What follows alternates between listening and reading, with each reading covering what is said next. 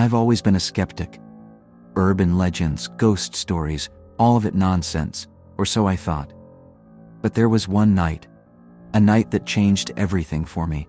A night when I experienced something that even now I struggle to comprehend. If you ever hear whispering coming from a dark window, don't approach it, don't listen. And whatever you do, don't look inside. It all started with a dare. My friends and I had gathered at Sam's house, a place notorious in our small town for its eerie past. Sam had inherited the old house from his grandparents, who had passed away under mysterious circumstances. Locals said the house was cursed, but we always laughed it off. That night, we were sitting around, bored, when someone brought up the legend of the whispering window. The story went that if you stared into the window on the 3rd floor at midnight, you'd hear whispers, soft, seductive, and strange. If you listened too long, they'd start calling your name, and if you looked into the window, well, no one ever talked about what happened after that. No one had ever seen those who dared. I was the skeptic, so of course it was up to me to prove it was all just a myth. At exactly 11:55 p.m., I made my way to the 3rd floor, my friends' laughter echoing behind me. The house was silent, the kind of silence that presses against your eardrums, making every creak of the floorboards feel like a scream. The room with the infamous window was at the end of the hall.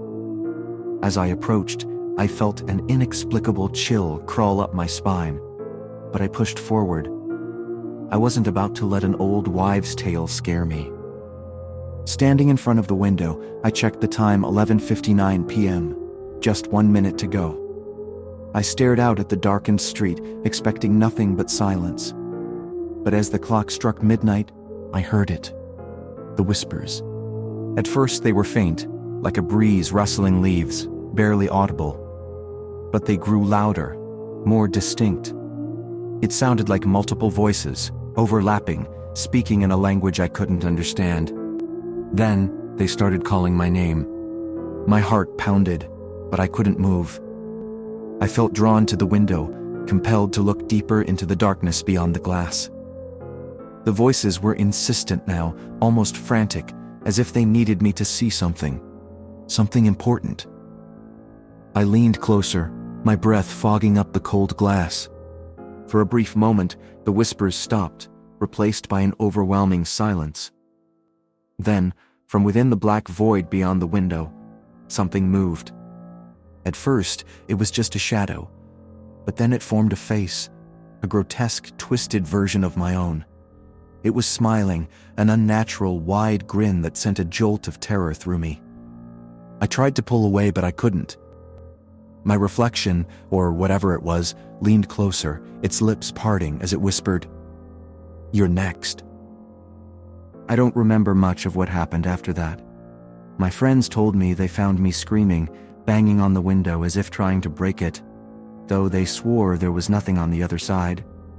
They pulled me away, and I've never set foot in that house again.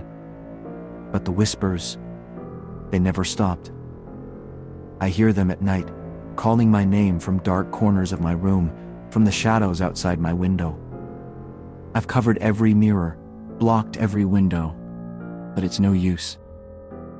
And I know deep down that one day I'll have to look again. And when I do, I'll see that face, that twisted version of me. Only this time, it won't be behind the glass. They say curiosity killed the cat, but it does worse to us. If you ever hear a whisper from a dark window, remember my story. Remember what I told you, and whatever you do, don't look inside.